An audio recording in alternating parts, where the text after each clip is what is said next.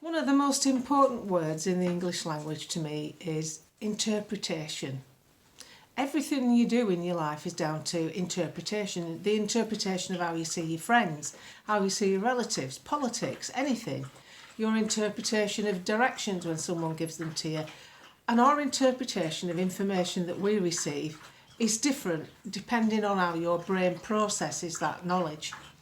So I'm going to cut to the chase here and look at the recent video of Nigel Farage discussing whether or not Shamama Begum and people like her should be allowed back in the country. So let's start at the beginning, then you understand how to interpret his comments. It's very misleading when just a two-minute video is shared when it's part of a longer one. I have put the video on my channel here so you can listen to it yourself. People getting up in arms saying Nigel's gone soft and he's not the right leader and all the rest of it. But on this particular issue about these obscene people being allowed to come back in the country, Sebastian Gorka, who I'm in a WhatsApp group with, along with a couple of other senators and a few people, I don't know if Nigel's in that one, has suggested apparently that now that Syria is under a new regime, which is basically ISIS, can't make it up, can you? Bearing in mind the media are telling you it's a stable regime. That in all likelihood, those that are in prison at the moment or refugees, whatever, the ones that we don't want, will be allowed to be free. So if that's the case, where are they going to go? Obviously, some countries, Germany in particular, are tightening its borders up for various reasons, so trying to get into Germany might not be easy. Gorka has suggested that there's a massive problem with all these people being let free, etc, etc. So the best thing we can do is let Shamama Begum, people like her, back into the country and get her whipped into jail quickly. Now, this isn't part of the video, but let's just... this won't have been discussed by them, this is being discussed by us now. That's all right, Gorka saying that, because he knows full well that when prisoners of this standing get taken back to America, they are treated harshly. You can forget Guantanamo Bay, that's the bit that the country allows you to see. But generally speaking, the political prisoners they consider a danger and a threat to their country. They're normally kept in subterranean cells sometimes without any natural light for long periods. They don't have anywhere near the perks that a normal criminal would get, and they know they're going to be treated harshly when they get back. We won't do that if she comes back. We'll have a load of left-wing do-gooders making sure she's got a telly in her room, access to this, that and the other, free time, and no doubt being able to be chauffeured home with an ankle tag on at some time. So we run that risk. We run completely different risks to what repatriated American ISIS supporters will be subjected to. So Nigel Farage has not agreed with it. Nigel Farage has said basically, it's a bit of a bummer, but it looks like he's opened a debate on it. That doesn't mean he agrees with it. If you bother to listen to his words, you see what's happening now. So many people are so angry with him because he will not accept Tommy Robinson. He will not support him in any way. In fact, he does the opposite. He's gone so far as to say he doesn't think he should be in solitary confinement. But at the end of the day, he's made it quite clear. He's drawn his line in the sand. Whether you agree with that or not, that's what he's done. I'm not angry with anybody. I'm not angry with Tommy Robinson or his supporters.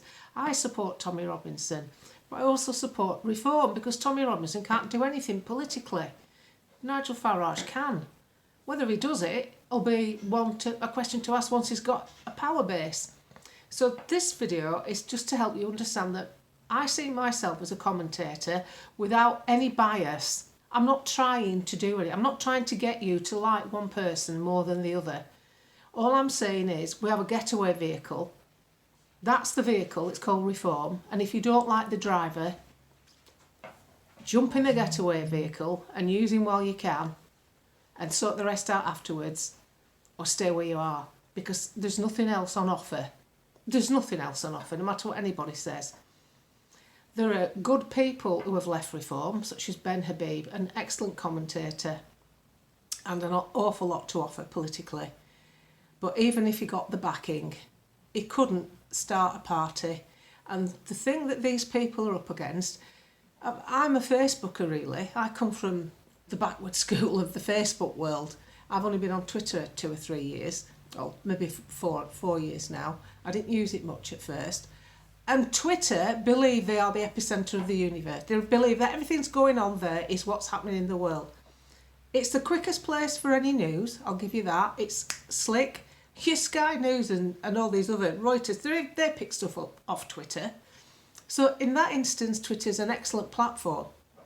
But if anybody is naive enough to think that all these commentators, these political commentators with good followings on social media, on YouTube, Twitter, Facebook, it's not Facebook so much, it's Twitter and YouTube, have a grasp of what's going on in the nation, then you're wrong.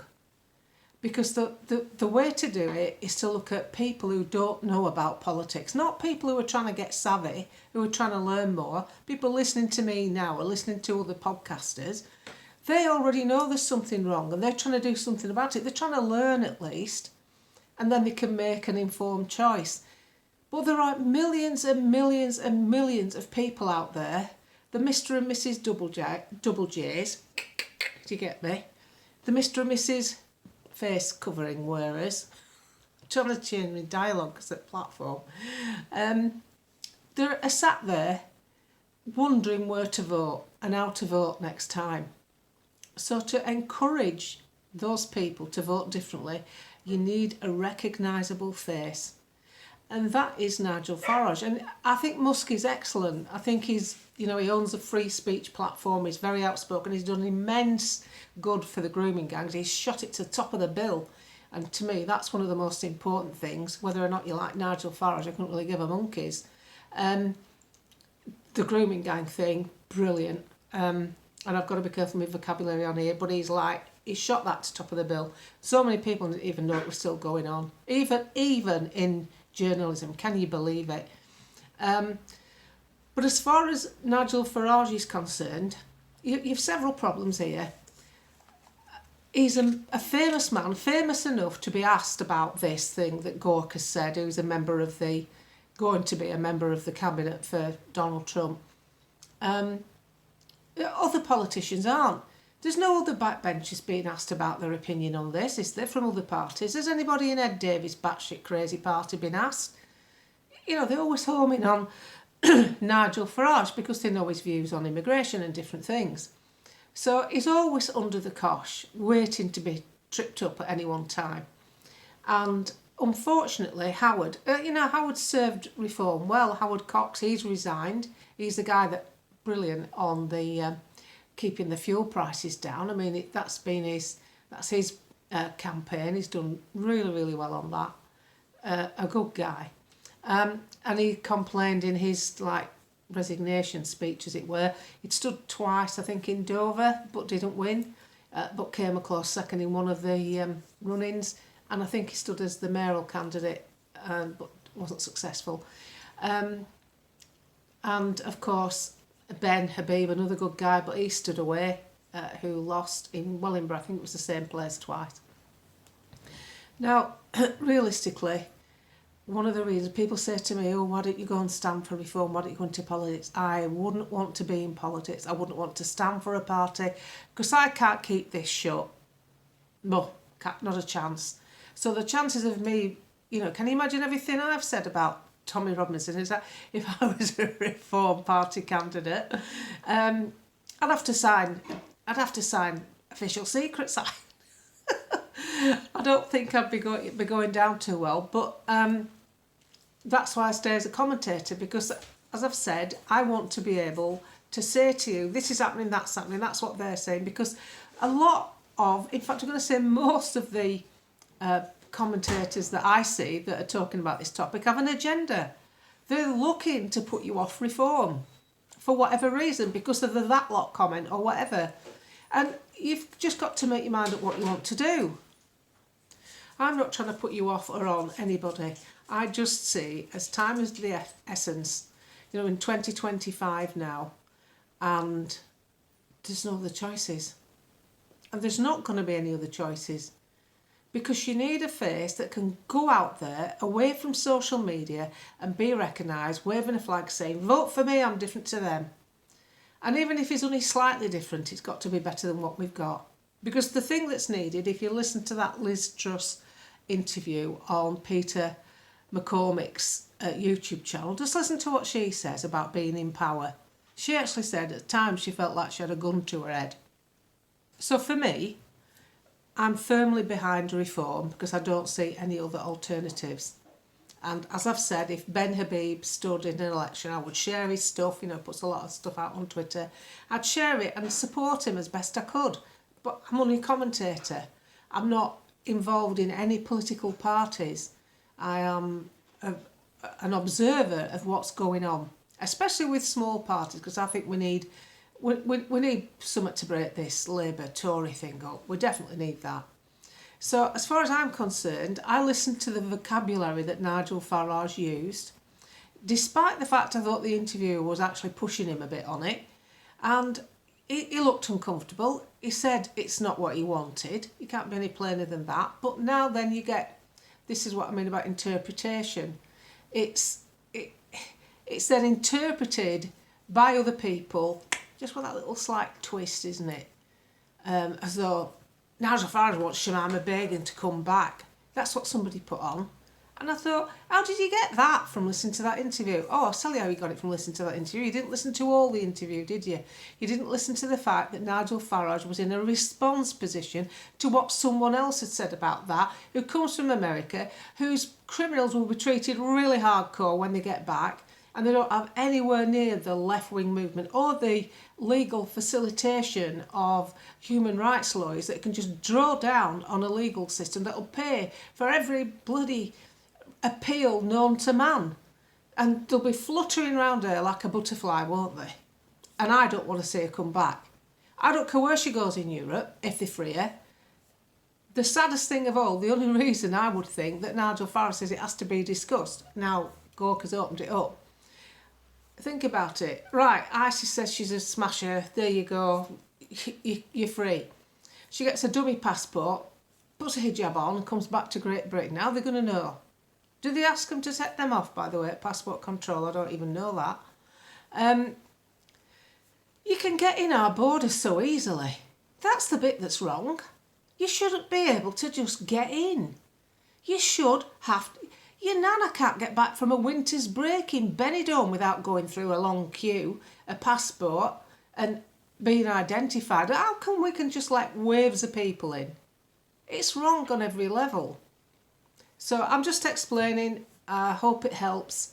I'm not for or against anyone. Tommy Robinson shouldn't be in jail. Tommy Robinson definitely shouldn't be in solitary confinement.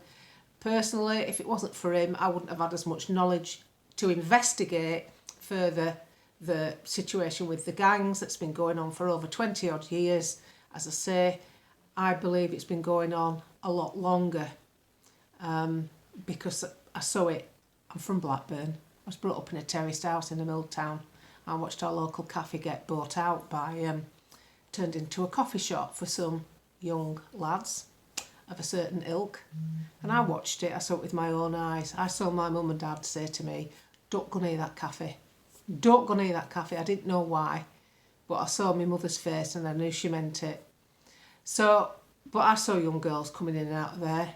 And that's in the 1960s. So obviously it's bubbled up from then, hasn't it, into a more organised grouping. Dreadful, dreadful people, really dreadful people. I'll read out what I've put on Maggie Oliver's page. I deal with Maggie quite a lot in WhatsApp. She's a salt of the earth, that woman. I don't know how she stood it all these years. So she shared a tweet on her Twitter page about what the Daily Mail, I think it was the Daily Mail, had put an article in saying that this particular grooming gang had cost the taxpayer £2 million in legal fees. We paid for it. So I put as a response, this country has been run by the wrong people for over 20 years. If it was run by the right people, and I include councillors in this, these Pakistani-led debaucherous gangs wouldn't be stood shoulder to shoulder in their places of worship with their respectable community. public shaming would have had a huge deterrent and better sentencing. That's what I think. Tougher sentences and shamed within their own community. They're a very organised bunch. I don't know why they can't organise finding out who these people are better than they do. So Maggie, still at it, bless her heart. Genuine so. And thankfully it's getting lots of coverage, because it is worse than your average offence of this nature. It is a phenomenon directed at a certain group. So I'm just pleased that that's getting more publicity. And as far as Nigel goes, you have to make your own mind up what you want to do. And I admire anyone for being loyal. And obviously some people take it far more personal. It's not personal for me. It's politics. It's my country going down the pan. I'm doing what I can to wake people up, to let them know you have to now take part. It's not a choice. I know you think you can go on daydreaming, trailing around TK Maxx and picking your mates up and taking your grandkids. You should, yeah, that's just normal life going on. But people have to wake up to the fact you need to start taking notice politically, because there's 440 government, not departments really, they're separate to, they're like these quangos, sitting down, having little meetings, chit-chat, deciding on legislation that affects you and me, and we never even hear about them. The Environment Agency, DEFRA, all these people making all the little arrangements behind closed doors, the civil service. It's that needs changing to change this country. So you need a leader in that would double down and do it. A reverse Tony Blair, like Tony Blair went into power and changed the civil service and created all these Blairites, so that when he left office, all these people would still be ensconced, putting government policy into action. The only reason that universal credit failed is a good idea by Ian Duncan Smith. The only reason it failed is the civil service. It's not the idea. The idea of a one-stop shop for all your benefits, that ties it all up, doesn't it? So why didn't it work? Maybe people didn't want it to work. So it's the civil service you need to get a grip of. So you need a face that will do it. And I see a lot of people saying Rupert Lowe should be the leader. Rupert Lowe wouldn't have got a chance to even stand and win without going to reform. And Nigel, because Nigel was the catalyst. Nigel was the reason. Whether he's an egocentric maniac or just a normal bloke, I don't really care. That individual is the reason that the Reform Party did well enough to achieve 5 seats and come second in 97. So as far as I'm concerned, the right leader's in the right place at the right time. That will move as they move on. And I think once, Rupert's very famous on social media, but not if, do the supermarket test. Ask somebody in your supermarket till have they heard of him. Ask them if they've heard of Nigel Farage. You'll soon get your answer. So I'm just explaining. I hope it helps. And this frost packs up soon. It's bloody cold.